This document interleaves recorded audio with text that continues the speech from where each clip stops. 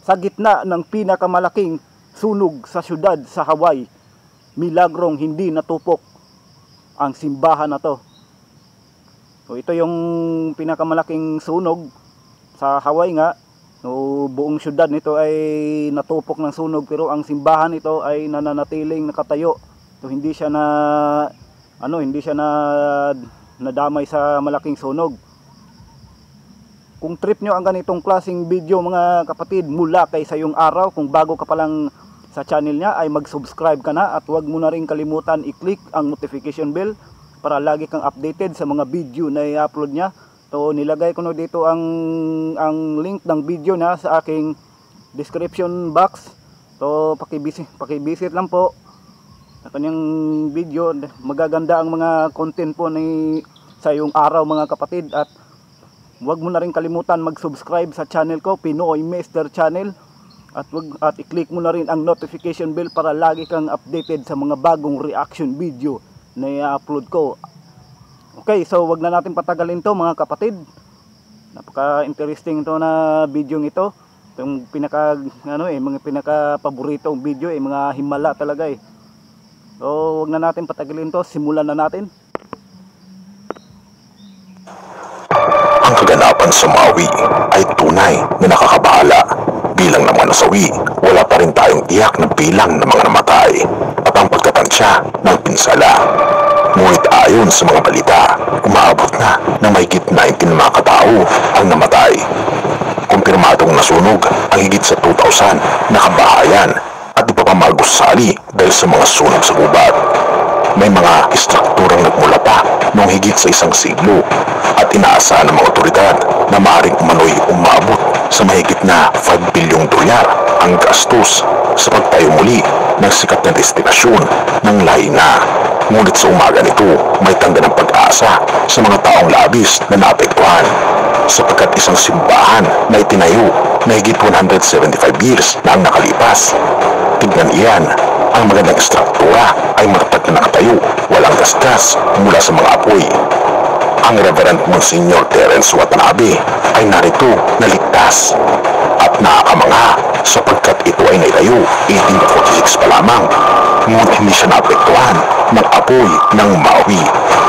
Ating itong pag-usapan mga kaibigan. Ang lahat ng ibang mga istruktura sa paligid ay mukhang nasira at sobrang nasira mga kaibigan dahil sa matinding apoy.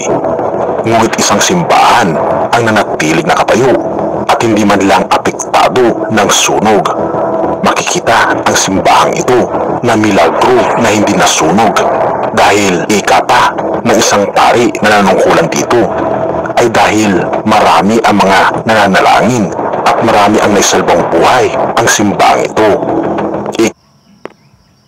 So grabe pa itong nangyari sa sa simbahan sa Maui, parang milagro talaga.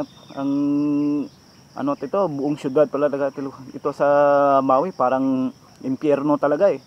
Sobrang grabe talagang sobrang laki ng dito na laki ng na-damage nitong sunog na to, pero itong tindahan nananatiling nakatayo. Kaya nga sinasabi ko po sa inyo na totoo talaga ang milagro, totoo ang ating Diyos, ang ating Panginoong Hesus, kapag tunay ka, tapat na totoong nananampalataya sa Kanya, ay lalo na at ang pagsisimba mo ay hindi pakitang tao lang. Siyempre magpapakita talaga ng milagro ang Diyos, kasi totoo siya eh. Buhay ang ating Panginoong Hesus. Ng isang pari, alam mo, lalo na't palagi nating nakikita ang presensya ng Diyos sa ating mundo. At kung mga kaibigan, makikita natin na nanaig pa rin ang pananampalataya ng mga tao sa ating Panginoong Diyos. Na kahit na ganito ang pinsala na nangyari sa Maui, ay may isang istruktura na natiling nakatayo na isang pilar ng pag-asa sa mga taga-Maui. Magandang malaman na kasama natin ang ating Panginoong Diyos sa lahat ng mga nangyayari sa ating mundo. Kung iyong makikita ang mga kumbento, ang mga silid-aralan na malapit sa simbahang ito, ay talaga namang natupok ng apoy. Ngunit hindi ang simbahang ito, na wala man lang pinsala. At pati na rin nakakamangha sapagkat ang mga bulaklak sa may altar at ang bulaklak ay hindi nabulok sa matinding init. Ika pa nila, ito raw ay naitatayo noong ika-17th century sa pamagitan ng leadership ng dating presidenteng si George Washington. Dito raw sa simbahang ito ay nanalangin si President George Washington pagkatapos na siya ay mahalal. At marami na ring mga pangyayari ang nangyari sa lugar ng Maui at hindi napinsala talaga ang simbahang ito. Kaya naman sinasabi ng mga nanunungkulan dito na may pag-asa pa rin sa likod ng mga trahedya na katulad ng matinding pangyayari sa lugar ng Maui sa Hawaii. Isang bagay na lubos na pinapasalamatan ng mga tao na naninirahan doon.